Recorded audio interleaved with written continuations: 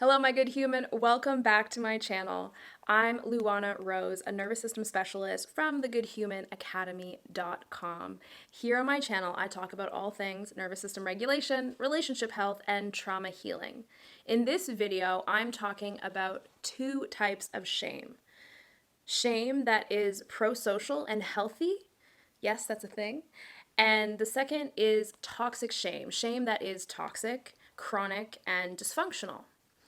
In this book, Nurturing Resilience by Kathy Kane and Stephen Terrell, they have a beautiful quote from one of my colleagues, a Somatic Experiencing practitioner, that I want to read. And this is under the realm of shame that is toxic and chronic and how it relates to the body. So, David D. Rosenroll, a counselor, educator, and instructor for the Somatic Experiencing model, coined the terms somatic shame and identity trauma to describe the deeply held experiences of chronic shame that can permeate our somatic experiences or become inextricably woven into our basic sense of self. Chronic somatic shame can produce a sense of shame that we may cognitively understand as unfounded or illogical, yet we may be unable to change or remove the shameful feeling. Panic attacks and phobias can often produce this sense of somatic shame. We cognitively understand that our fears may be exaggerated or unrealistic, but we still feel them and can't control our responses to their triggers. We may even feel shame around thinking about the triggers. Continuing on, somatic shame, identity trauma, or other forms of chronic shame can produce a deep body-based experience of shame. I am bad, I am the problem, I am unlovable, I am incompetent. The experience of disconnection and lack of belonging supplies a mistaken sense that the lack of belonging is the result of being unwanted or unworthy or not deserving to belong in the first place, rather than experiencing healthy shame. So this is healthy shame, which clearly indicates that our behavior is the cause, but that we still belong and are loved. Unhealthy shame, on the flip side, makes it seem as though we are the issue. We are the problem. That is from Nurturing Resilience. I will leave a link below. If you're a helping person, a therapist, teacher, anyone in that regard, I highly recommend reading this book. We're going to dive a little bit deeper, and I'll give you a few examples of what prosocial healthy shame looks like. Healthy prosocial shame is meant to be repaired. So if a child sticks her fingers into her little brother's eyes because she's feeling some type of way, the healthy prosocial shame response would be to say, "Sweetheart, I'm not going to let you do that. That's not okay."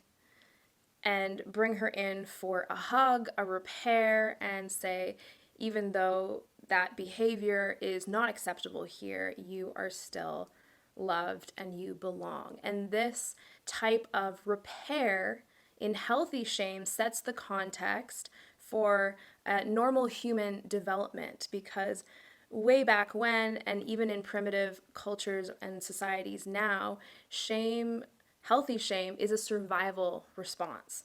So it allows that child to develop a healthy sense of, when I can inhibit enough to stop my own self-interest, the fingers going into the eyes of her little brother, if I can inhibit my self-interest enough, then I will be accepted into my community or my clan and my family. So that's healthy shame, of being able to teach our young ones that there is a certain amount of self-interest that we have to put on the back burner in order to be accepted into our social society. Or else, if we didn't have this normal development of healthy shame, which mammals, by the way, also have it too. If you look at a bunch of puppies and the mom and the dad, they will be organizing the group in such a way that it's not violent or overwhelming and dysregulated. We are mammals,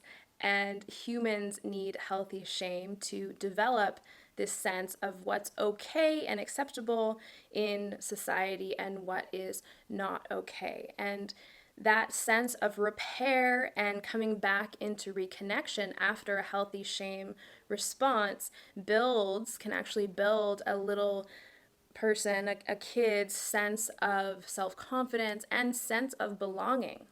It's an opportunity for the child to recover from a shame response and come back into connection with the primary attachment figure or with the group. As the child develops, this can look like making an apology. This can extend to changing behaviors moving forward and ultimately accepting responsibility for one's actions. Shame actually has a biological function. Dr. Stephen Porges says that shame is affiliated with the inhibitory physiology of the parasympathetic nervous system. In its healthy social manifestation, it is meant to inhibit antisocial behavior and support prosocial behavior. Shame has a biological function, and that's to keep us from doing things that interfere with the social group. Toxic shame, on the other hand, if you have a spectrum of shame, toxic shame is on one side, and healthy prosocial shame with that reconnection and repair in relationship is on the other side. Toxic shame only breeds corrosive emotions.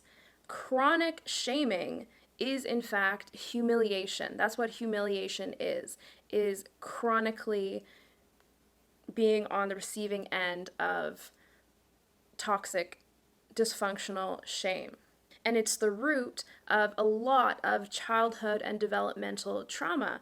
When it comes to physical or emotional abuse, shame is often used to punish, to exclude, humiliate, and most often to keep individuals quiet, because physiologically, shame is often, as we know from Dr. Stephen Porges, it's a inhibitory, so it holds things in. So keeping quiet, having no voice, that's something I hear a lot is in my work with people, is I just can't find the words, I don't know what to say to speak up. That's that inhibitory response of chronic shame that's stored somatically in our bodies. When an individual experiences chronic shame, which is humiliation, they have this sense of themselves that they're a rotten egg. That sense of I'm not good enough, I'm not lovable, I'm not worthy of love, I'm incompetent, I am the problem, is turned inward, and we walk around this world with this sense that I'm a jerk, I'm bad, I'm a rotten egg, or I'm bad meat. If you go over to my channel and watch the playlist on healthy aggression, I tie all of these things together of shame, disgust, and aggression, healthy and not so healthy aggression, because they're all very connected.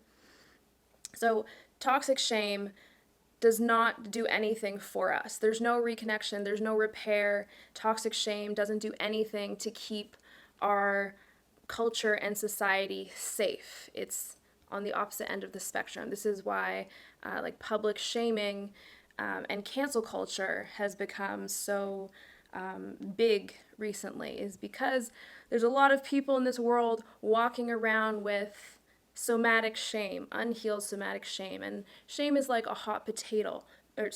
Shame is like a hot potato. We generally won't want to hold it, so we'll try and throw it away. However, this is why I teach what I teach in my starter course and my one-on-one work. I teach people how to build their capacity to be with these uncomfortable feels and sensations that somatic shame can feel like. That feeling of I'm broken, there's something wrong with me, I'm unlovable. These all have a somatic sensation. Even saying those words, I feel a fleshness of heat because my body has a response. I've also worked through healing a lot of my own both pre-verbal and developmental somatic shame. So if you like this video, make sure you check out my starter course. I'll link it below. It's called Nervous System Regulation Made Simple. It's a great tool to help you build up your sense of yourself and offer dignity back to the core of who you are. Thank you so much for watching this video, and I'll see you in the next. Take good care. Bye.